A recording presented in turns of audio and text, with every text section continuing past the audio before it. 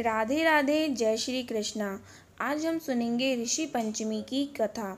मान्यता है कि यह व्रत लोगों के समस्त पापों को समाप्त करता है और शुभ फलदायी होता है।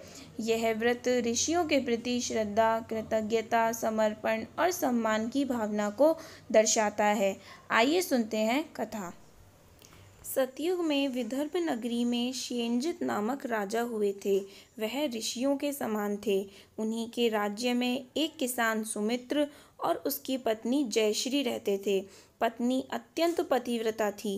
एक समय वर्षा ऋतु में जब उसकी पत्नी खेती के कामों में लगी हुई थी तो वह रजस्वला हो गई। उसको रजस्वला होने का पता लग गया, फिर भी वह घर के कामों में लगी रही।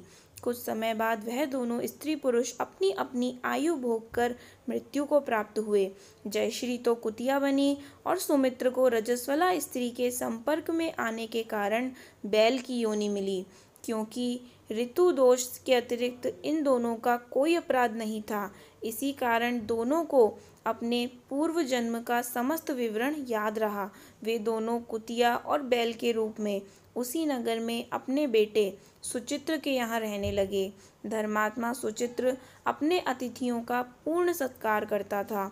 अपने पिता के श्राद्ध के दिन उसने अपने घर ब्राह्मणों को भोजन के लिए विविध प्रकार के मिष्ठान बनवाए। जब उसकी स्त्री किसी काम के लिए रसोई से बाहर गई हुई थी तो एक सर्प ने रसोई की खीर के बर्तन में विष डाल दिया। कुतिया के रूप में सुचित्र की माँ ने कुछ दूर से सब कुछ देख लिया। पुत्र की बहू के आने पर उसने पुत्र को ब्रह्म हत्या के पाप से बचाने के लिए उस बर्तन में मुंह डाल दिया। सुचित्र की पत्नी चंद्रवती से कुतिया का यह काम देखा ना गया। उसने चूल्हे में से जलती हुई लकड़ी निकाली और कुतिया को दे मारा। बेचारी कुतिया मार खाकर इधर उधर भागने लगी।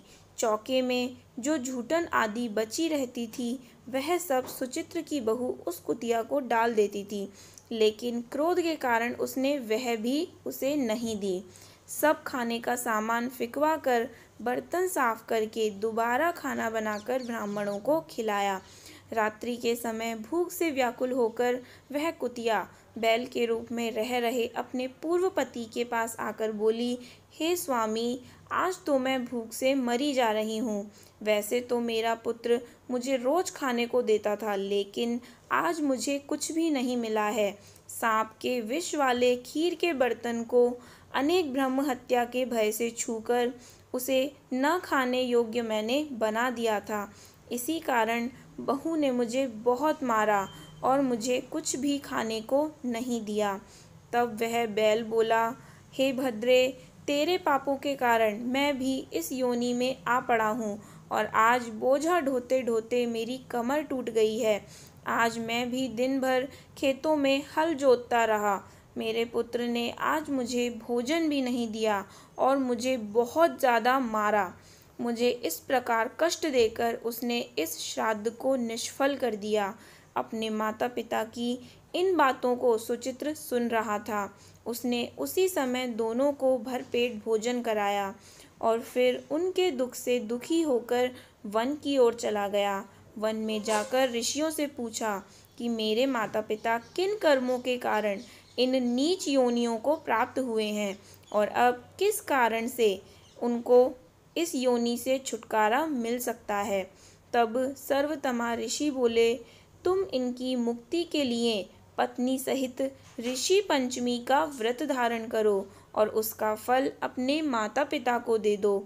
भाद्रपद महीने की शुक्ल पक्ष की पंचमी को मुख शुद्ध करके मध्याह्न में नदी के पवित्र जल में स्नान करना और नए रेशमी कपड़े पहनकर अरुंधति सहित सप्त ऋषियों का पूजन करना। इतना सुनकर सुचित्र अपने घर को लौट आया और पत्नी सहित विधि विधान से पूजन व्रत किया। उसके पुण्य से माता पिता दोनों पशु योनियों से छूट गए। इसीलिए जो महिला श्रद्धा पूर्वक ऋषि पंचमी का व्रत करती है वह समस्त सांसारिक सुखों को भोग कर बैकुंठ को जाती है।